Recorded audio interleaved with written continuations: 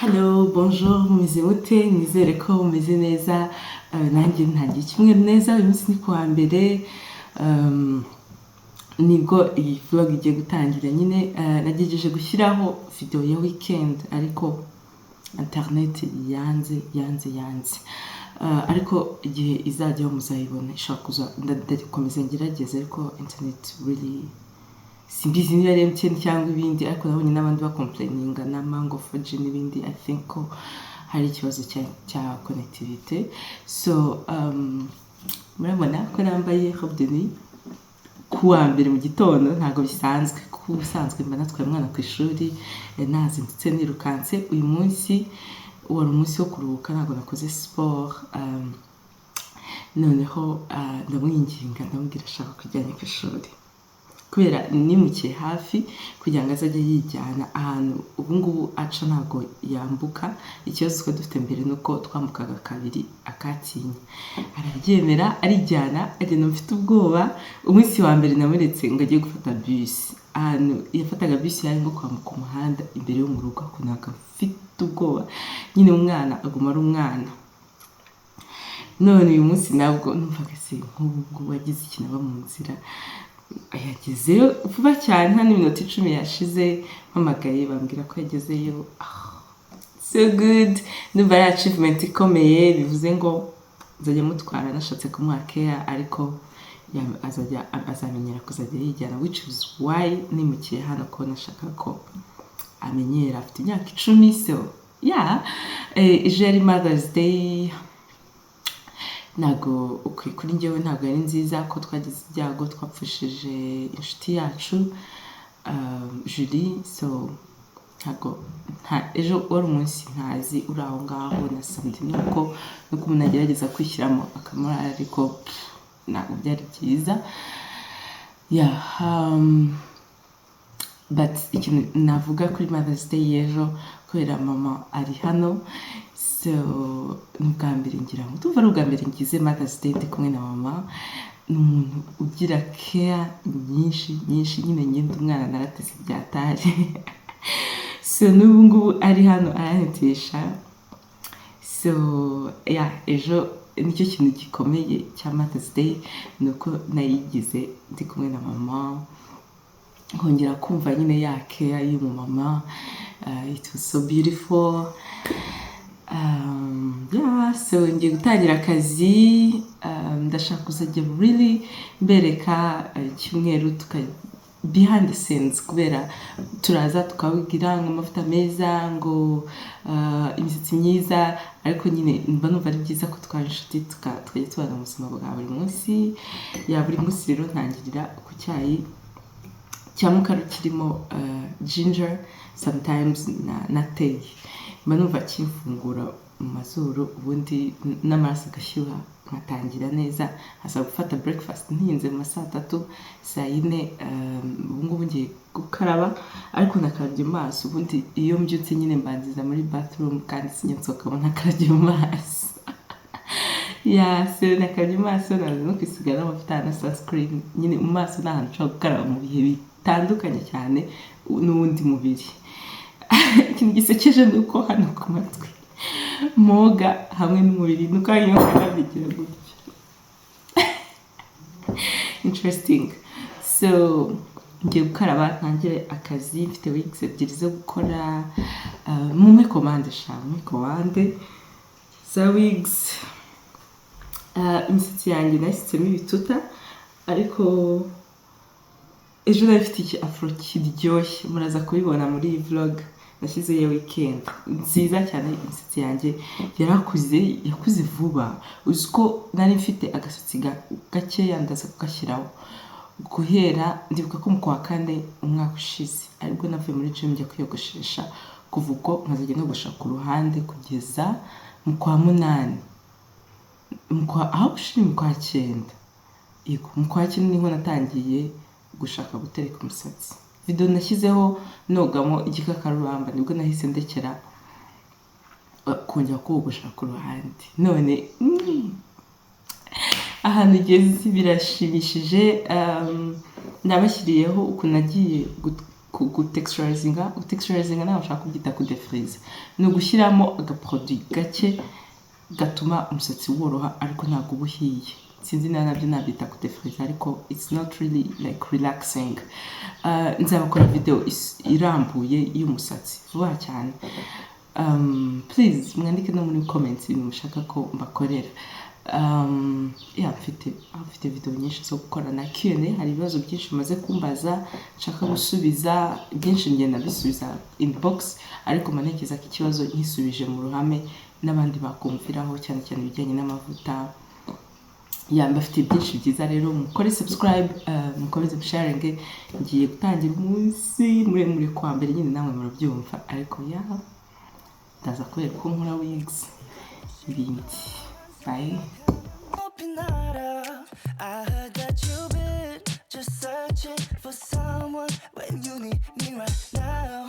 It's now or never, babe. I just wanted you to see it's natural desire, 'cause you need me right now, now, now.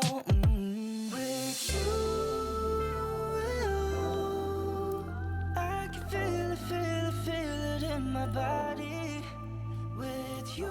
Iyi ni perruque maze gukora aka kanya, ngiye kuyohereza kano kanya maze no gupima rero murabona ko nakoze n'ibindi mu rugo, ni ukugira ngo gukora itangazo ryo nzashyiraho ku bantu bagura kugira ngo tubashe kunoza serivisi,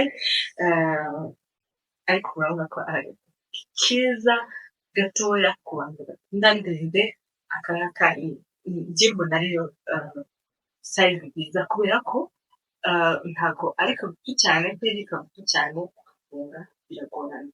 Akangaka umuntu ushatse yagufungura inyuma bakabikunda, utabishatse rero wayifungura ukagendana gutya. Ni imisatsi myiza yoroshye, nta gushyuha, nta allergie itera, nta kibazo na kimwe. Ni perruque wambara ukayambara mpaka abantu baguze perruque mwandike muri comment bimaze kwezi so nawe niba ukunda perruque cyangwa se ufite umwanya wo gusuka, niba gusuka hari ibintu bakuru ukumva umusatsi ukumva urasaze, hari igihe ukabona n'umwanya wo kubikorera bisawa. So niko kazi nkora, nicyo kintu nirirwa nkora umunsi wose bari gukora wigs no kubaza tishwe birunguka ko inshuti zanjye. Aha rero hari nyuma y'akazi nari nambaye gutya ngiye kuri dinner. Urabona ako kajipo ni top birajyanye vuba, hari yashyushyemo ukuntu ariko gahoro, andi kwereka ukuntu wambara ceinture neza ntigende irenga. Ni ukuvuga ngo iyo ureba izi vlog nyine ugenda ureba utuntu tw'ubwenge. So ni kuriya ufunga ceinture ukabona ko ifite style kandi ari byiza. That was the outfit. Twagiye kuri Chinese restaurant, ndaje mbereka ibyo twariye. Aho nari ndi kwirya nyine yamaze kwambara mpita numva confidence nyine izabutse. So that was the restaurant. Twafashe chicken sizzling na fried rice na za mboga z'aba Chinese, ariko reka mabwire hano hantu service 0, ibiryo 5 ku 10. Hello, umunsi wanjye urarangiye kuwa mbere, ndi kuri Chinese restaurant maze kurya sizzling yazibonye. Skin ifite aka allergy ariko nta kintu bitwaye, irasa neza, nta dutashe turimo. Sinari nkeneye kwisiga foundation, nisize aka lip gloss na tiro gusa, kari ngize gusiga shadow kare cyane, niyo nagendeyeho. Umunsi urangiye neza, such a beautiful day. Kuwa mbere na hejo bye, mukanya ngiye gutaha bite n'iryama. Hello, bonjour, mvuye muri sport Kabeza, nagenze isaha, ndaje mbereke ahantu nagenze hose. Donc kugera no kugaruka nirukanka kwa kudi kwanjye tuzontu abari gahoro ariko nyine mvuyeyo I'm feeling so good, ndumva mfite imbaraga, ndumva nyine umunsi umva ntacyo wazumbwira ubu umunsi ndawutangira neza, ngiye kwitegura ntangira akazi. This is how I looked at the shoes.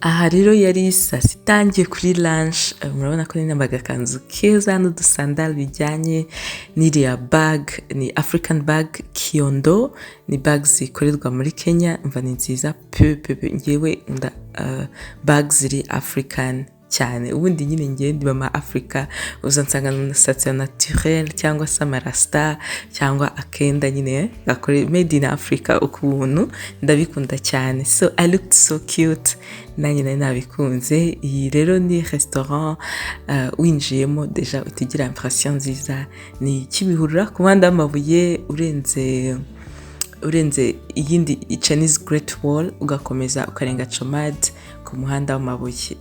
Ni gutya hameze rero mo imbere, naho ni heza pe, noneho service 100%, food mana yanjye yari fish sizzling ziryoshye, starter iryoshye ku buryo ntigeze nabona n'umwanya wo kuyifilma, deja nari nshonje.